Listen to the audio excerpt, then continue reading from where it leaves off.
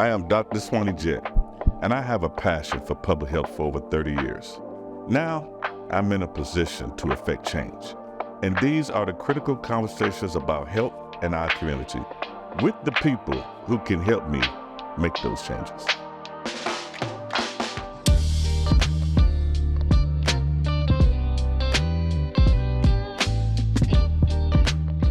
Good afternoon. Welcome to CEO Live Talks. I'm your host, Dr. Swannie Jett, and today I have the pleasure of bringing onto the show a good friend, Mr. Emery Lee. Welcome to the show, sir. Morning, Doc. Good to see you. How you doing today? I'm living life on roller skates and drinking water from a fire hydrant. So that's my day. Hey, that's a lot right there. It is a lot. It is a lot. I'm kind of a little bit of post derby activities. Might be lingering for a month or so. Or at least. But I had fun at Kentucky Derby. Good. Glad you had a chance to go. Yeah. What about you? Did you go? No. I've been a product of Louisville. I've experienced my time at the Derby at the track at least one time. One time. Lost my money enough for that to learn it's just fun gathering, but I hope to get back. It is. Yeah. It is. Now, you're a native of Louisville, so, tell me a little bit about your background. Let's see. Native of Louisville, grew up in West Louisville, specifically in the Victory Park area, 18th in Kentucky. Prior to that was at 34th in Garland. So all of West Louisville was my playground up until the time I went to college. So now Victory Park, I know it changed because it's quite different. It's a little bit better now than it was 15, 20 years ago. You're right. But it was a lot different even when you was growing up. It was. We were a stronger neighborhood of everybody who knew each other. My mom would sit on the porch and holler at the neighbor across the street, the kids and everything cutting up. As I've driven into the area now, it's kind of heartbreaking. Abandoned houses, neighborhoods have changed.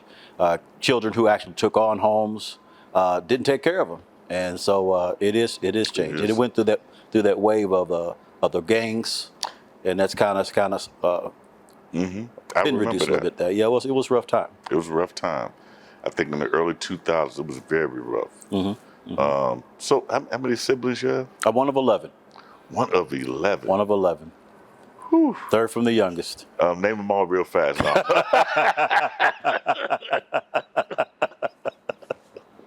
That might be a test I might fail, but I will give it a good shot. Real fast. Do like your ABC. Hurry up. So who was the primary person that raised you? Because when you have 11, it might be one of the older siblings that step in, or. Well, you catching it. Okay. So obviously, growing up, we ran into some hard times. At one point, my father, he was an alcoholic. My mother was abused physically, but we overcame. Divorce did have to happen. And so my mother was our primary caregiver for most of all of our lives growing up. But as you kind of touched on, with a sibling list that big, some of our sisters, because it was a son, 5 girls and 5 boys, and so some of our sisters evenly balanced, and so one would adopt one, and so my sister Mary really was the one who kind of looked out for me, and she was a nurse, did the best she could with me. I was kind of a knucklehead of the time, but again, overall, it really came down to Mom, her core, her spirit. Where did you fall in line? Were you in the middle? I was the middle of the babies. So if you figured if you got the 5 boys at the end, I'm the third. So I had 2 brothers older, 2 brothers younger. Okay, so yeah, the sister had to step in, and then you probably overshadowed the younger brothers and told them what to do. So I know how this happened. Sometimes. Now, for the most part, I really kind of kept to myself. I think I really consider myself an oddity in my group. My oldest brother of our 5 kind of took on to one of my younger brothers. Then my next brother took on to him. So that left me in the middle, kind of to fend for myself. Right. So I developed my own almost like character. the middle child. Exactly. So that's what that was. Yeah. So some of the lessons that you learned, actually in a household, 'cause I know y'all fend for each other. I can only imagine having in a household just three. Oh yeah. But some of the lessons you learned from your mother and your father. I think the most important lessons I learned, obviously, was about our spirit, our spirituality. Growing up to always have faith, believe in God, trust Jesus. That was always my mom's clarion call. Put your hand in God's hand, and you never go wrong. Right. But it also gave us a character of not giving up. Right. We kind of grew up as a family that not a lot of people believe would do much of anything. Right. And so when you're in West Louisville, you're in Victory Park, you're in on Garland Avenue, we were always identified those Lee boys. Right. No, not us Lee boys, but those Lee boys. So that means that we were already outside the circle. Right. We weren't very popular. Right. But we had to keep pressing on. And so I was able to take a lot of information, learn a lot, garner a lot of church involvement that helped keep us focused, and was able to, through that faith, get a chance to go off to college. So, all your siblings, and I know they call it those boys. How successful have they become? Well, we lost one brother many years ago. I've got an older brother who's getting ready to retire from Ford, with a happy family. I'm next after him, and God's just really made a way. I've got another brother who after me came through the Marines. All are preaching, and I've got a younger brother, baby brother. He's doing some coaching, some teaching at one of the addiction houses. Okay. Yeah. And your sisters? Sisters all got involved in nursing. So Interesting. yeah, and so I've got one that lives out of town. Lost one sister. Got one sister that's still here in Louisville, and she's preaching, and she had retired from like AT&T. So. Hey, why do you think they all, a lot of them went to ministry? I mean, I know it was big on faith and spirituality, but yeah, to have a majority go to a ministry. Yeah, and we call it in itself a blessing for my mother to have that many children, and the greater percentage to go in itself to pastoring and preaching, and that had a lot to do with the relationships what we had at the churches. Okay. We all grew up in Lambton Baptist Church, the historic Lambton Baptist Church, under James E. Miller. And that was our social niche. That was our spiritual encouragement. Okay. And so when you sit under that kind of leadership, and you've got a mother who sits on the porch and sings gospel hymns to just soothe the time away, it was almost predictable that oftentimes if you train up a child, then when you become old, you won't depart from it. So you'll always come back. Right. And I think that's where we had to live our life and eventually come back to Jesus. And that's interesting you bring that up because, in raising kids myself, I want to pour into them so that when they turn of age, they're able to leave. Right. And be able to survive on their own. I know they need help. Yeah. But I want to give them the basic foundation. Yeah. And I think that's essential. I think the challenge for us was because my father barely had an elementary school education. Same with my mother. So academically, they weren't there to be able to help us with our homework or encourage us. But they made sure that we were in school to learn, and that we were there to go to church to learn more about Jesus. So they were the pushers to encourage us. They like a point guard. They were able to facilitate. Well said. Yeah, good description. So now, looking back, I could definitely say, they probably look different at those Lee boys. Oh yeah. And girls. Yeah, we're excited about it. Again, we talk about it often. As a pastor, I get a chance to share it from the pulpit of knowing where we came from and where God has us now. So still got work to do, but we're thankful for the journey. Now, help me recollect. I can't remember where your pastor is. I pastored No More Limits Christian Church. We're a relatively new church, about 8 years old. Okay. I stepped away from being the armor bearer in my ministry at Lambton to start our own church. And so 8 years ago, a lot of individuals poured in, had given us gifts to get started. And so So right now we're serving at 2400 Howard Street at the old Eastern Star Baptist Church building. Okay. And it's just been a wonderful journey. Not easy, but Yeah, not easy. Not easy. Good, because I'm gonna get into that. Yeah. So how many members you have so far? right now, I think if we look at the row, Right. That says plenty. If you look at the row, we might be at about 50, maybe 60 Okay. members. Hello, I'm Dr. Swannie Jett. Please make sure you visit one of our 5 locations, not only in Louisville, but outside of Louisville and surrounding areas. Thank you.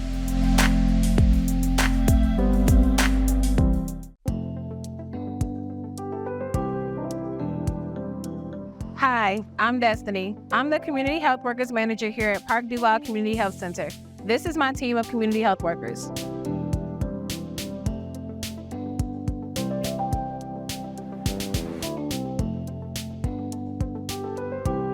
Community health workers close care gaps, reduce barriers to care, and address health disparities in our community. Community healthcare workers act as a bridge between the patient and the provider to stay engaged in the healthcare plan. CHW strives to work as committed care team members for PDCHC, for current patients, and to provide access to those who need a new medical home. For more information, please visit pdchc.org or visit one of our centers. Thank you. So before you branched off into the ministry and had your calling, you went to college. Yes, sir.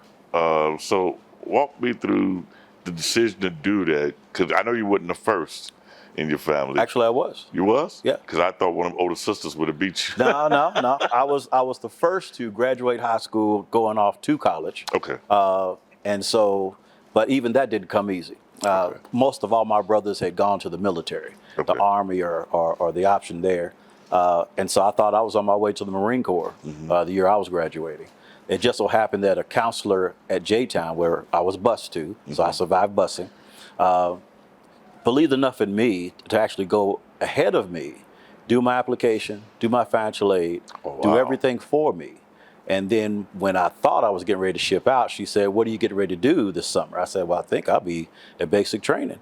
She said, "No, I think I got your application. I think you're on your way to EKU, Wow. Eastern Kentucky University." And I said, Wow. "Well, I don't know anything about college. Nobody in my family's been to college."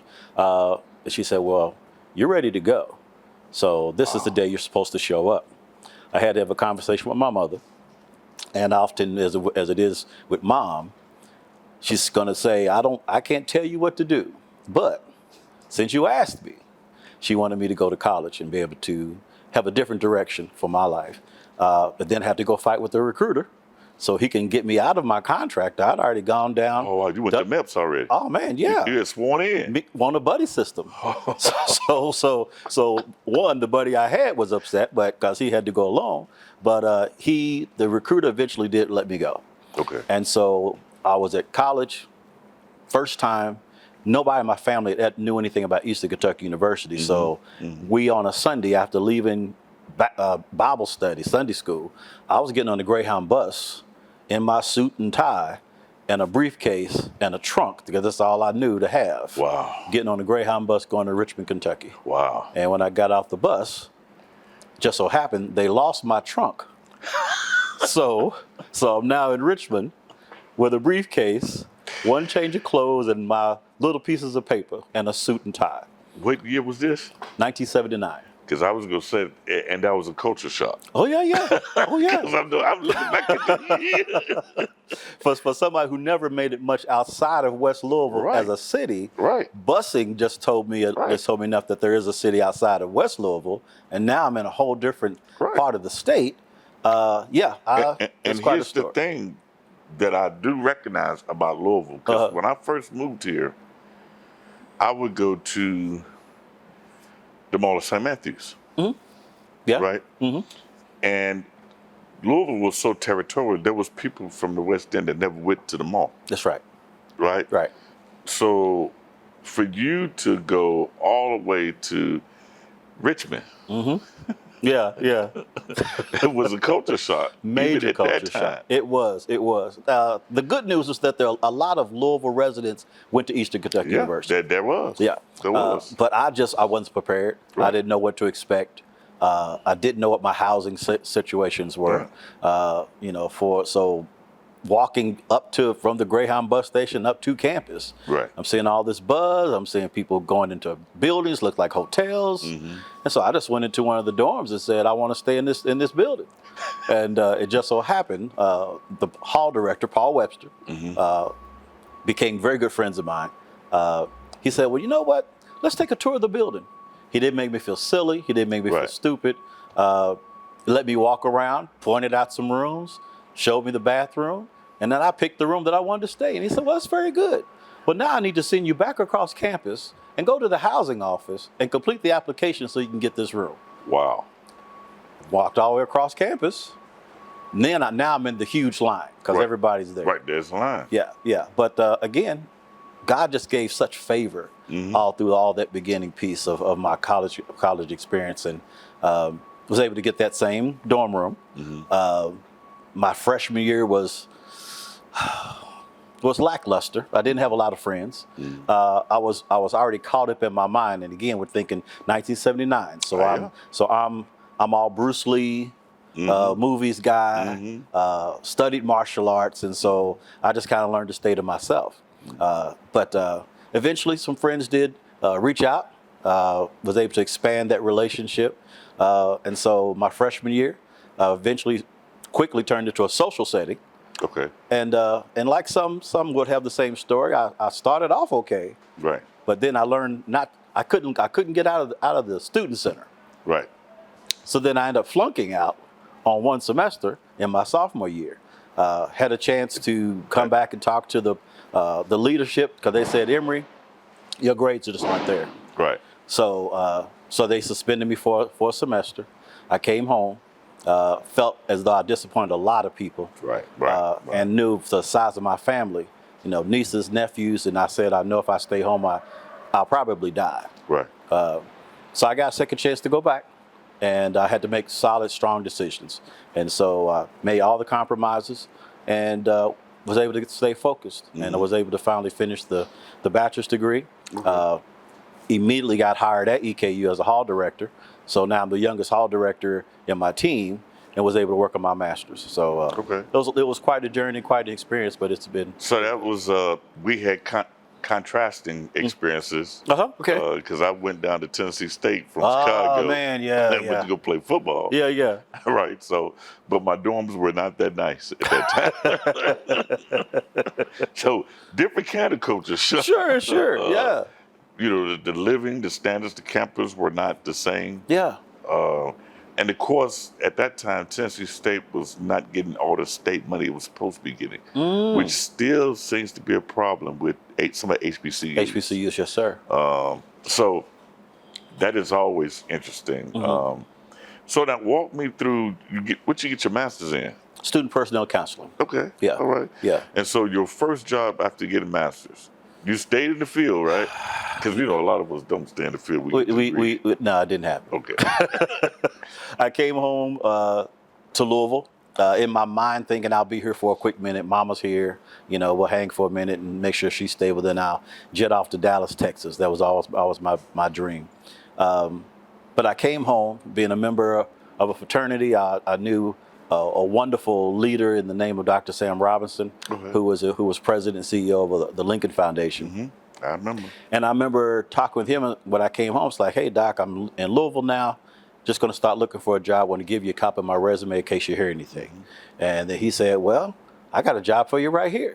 And that started my journey with the Whitney Young Scholars Program. And so, as most anybody would probably, think, when you finish your master's, you think you're supposed to be into the money. Right, into the money. Yeah, it didn't happen.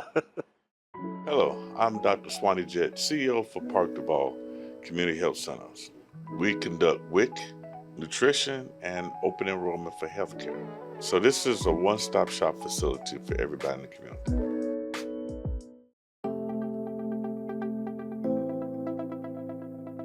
Hello, my name is Sierra Clark, and I'm the Chronic Disease Manager at Park Duval Community Health Center. Ever since I started at Park Duval over 9 years ago, I have been committed to helping patients live healthier lifestyles. I am currently serving patients in the Chronic Care Management Program, or CCM program. My team and I help patients manage their chronic conditions such as obesity, high blood pressure, high cholesterol, and diabetes. In this CCM program, you will receive several benefits to help you manage your health. We offer monthly telephone calls to check in with your progress and to assist you with any concerns, assistance with scheduling your healthcare appointments, and assistance with filling your prescriptions in a timely and convenient manner. We also offer many resources to help you with the barriers you may face with eating healthy, being physically active, or monitoring your conditions at home. For more information, visit us online at pdchc.org or visit one of our health centers. This shirt doesn't fit anymore, so I'm donating it to Goodwill. Thanks. We're able to fund our mission by selling donations like this t-shirt in one of our 67 stores across Kentucky. Now Goodwill can use the money from the sale of that shirt to pay for adult high schools that allow Kentuckians to get their diplomas. Or for a single mother's rent, addiction services, or mental health support. When you shop or donate at Goodwill, you're directly supporting a local nonprofit, and we can't thank you enough for your support and making Kentucky a better place to live. You know, I'm in the healthcare realm, but I do all wraparound services. That's right. That's right.